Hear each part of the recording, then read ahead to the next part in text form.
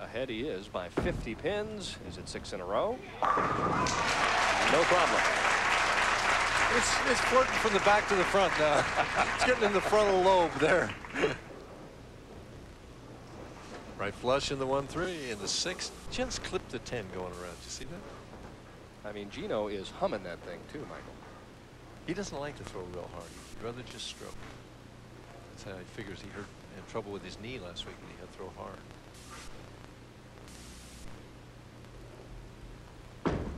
Really gave that room. Boy, did it come back nice. A 7-bagger, so if you need to get something to eat or if you have to go don't go away right now. Just stay seated right now because we may be watching something here in the next few frames. Don Gilman just wants to get out of the way.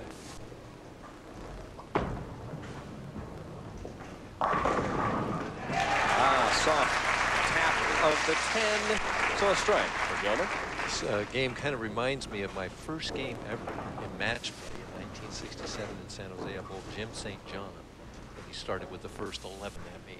Left a fast 4-7 on the 12th ball for 298 and said, "Welcome to the PBA." Were you giving him the Durban jinx on the 12th shot? No, I was rooting for it. Okay. And what did you shoot? I don't remember. Wasn't enough. Definitely not enough. High, and the 3-6-10 is what's left on lane 21. Gilman pondering his first ever appearance on national television, and it's win or lose, been a great week for him. He's proved he can compete with these guys out here at 55 years of age, and there's a lot of guys like him, Dan. It's interesting because Don said that he figured it might take him a year or two to get to a championship round and make some finals, because he said, I need to get in there and get some experience and you know, bowling against all the legends. And here it is, the second tournament. He's on the telecast.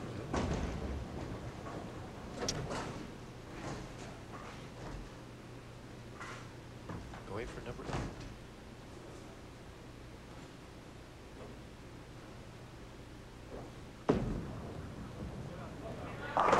Needs some room. Stus with 8. You thought I was kidding, didn't you? Yeah. I think, though, that his favorite of the 2 lanes is the left lane. You watch the follow through here, Dan. Watch it. See, he's trying to help that thing back, and it's dry out there, so the dryness is bringing the ball back. But that really wasn't his ace shot. The left lane is hooking even more, it appears to me, and so he trusts it more on the left lane. Oh, he really broke the elbow on that one. They came flying back.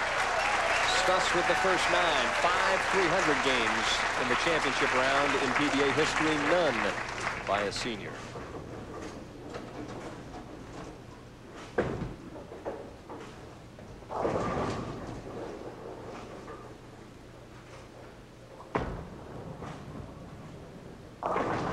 Little light on lane 22 for Gilman. And you can see the oil traveling down the lane. Gilman is in slightly further, arcing the ball more than Stus. Stus is going straight down about 4 or 5. And now the ball won't make it back for Gilman. He's kind of caught in between. Needs to be further outside. Funny, in the practice, you and I were both thinking that some of the players would play inside because that's what looked like a favorable shot. And now all of a sudden the lights have come on, and Stus, probably Tim Albin, will play outside. I don't know about Handy or Hersina, but obviously Stus has made the right choice.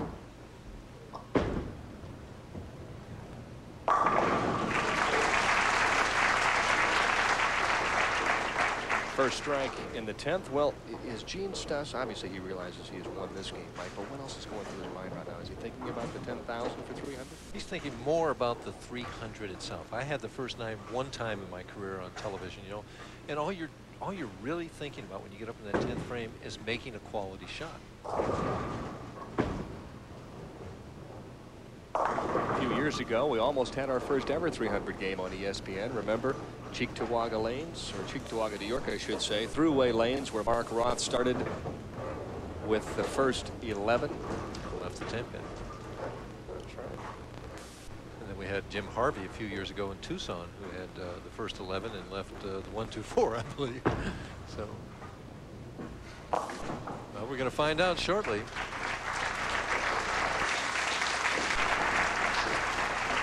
Speaking of perfect games, Bill Johnson and Les Stubblefield with perfectos here at Cal Bowl, but this one would be an interesting 300 game.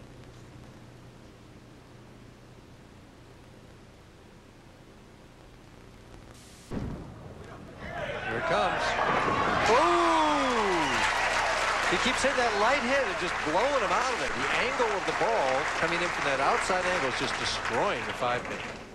Trying to relax a little bit, do you think, at this point in time? He's trying to keep the adrenaline under control, the heart rate under control, and again, just make the shot. That's what he's thinking in his mind. One more good shot right here.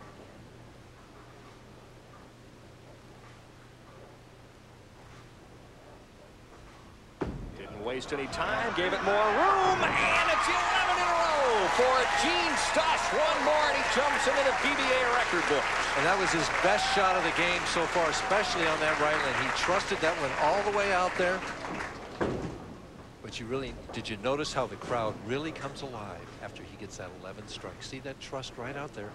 Swung it out to that first board and just finished hard all the way.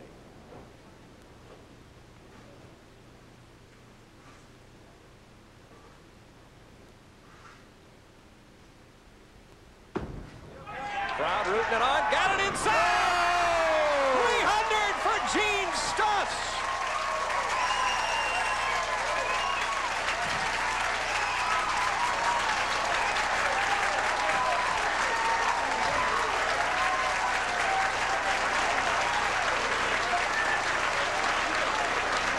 Well, it's $10,000 from the PBA, but throwing a Brunswick ball with a Brunswick shirt, he will receive $100,000, I'm told, from Brunswick. Gene Stus has created PBA history on the senior tour.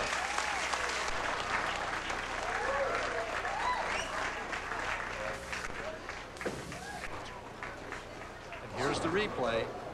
Boy, just perfect. Absolutely. Look at the eyes.